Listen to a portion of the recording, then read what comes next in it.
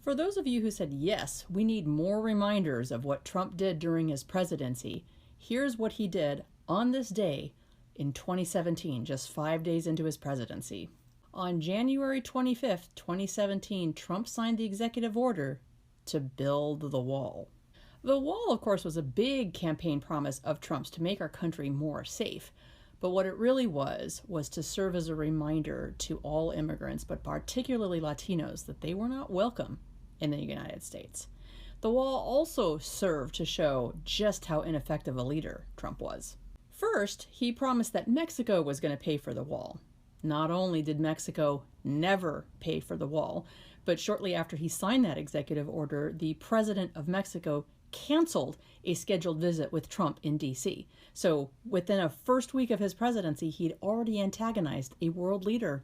Next, even though Republicans controlled both the House and the Senate for the first 2 years of his presidency, he couldn't get them to agree with each other to appropriate funds to build the wall.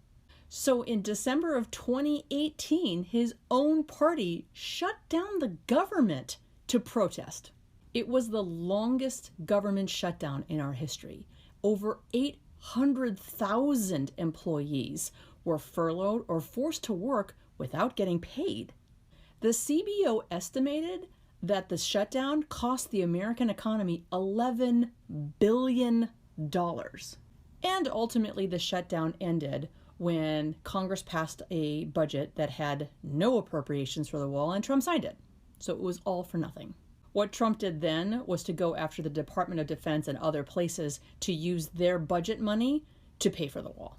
The final piece of this, of course, is that Trump promised to build a wall across the entire border, which is 2,000 miles long. Ultimately, only 47 miles of new wall was ever built. The other 400 miles or so replaced existing borders. And ultimately, the wall didn't work. You can read all those details in the ultra-conservative Cato Institute article here.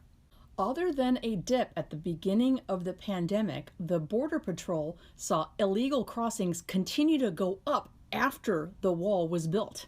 Ironically, some of the roads that the Trump administration built to build the wall actually made it easier for smugglers to access parts that were in the more remote areas. So the wall that he promised did not end up increasing security at the border. Even though his wall was a failure, Trump is continuing to campaign on his xenophobia. He's dehumanizing immigrants and promising to do more harm to these communities if he becomes president again.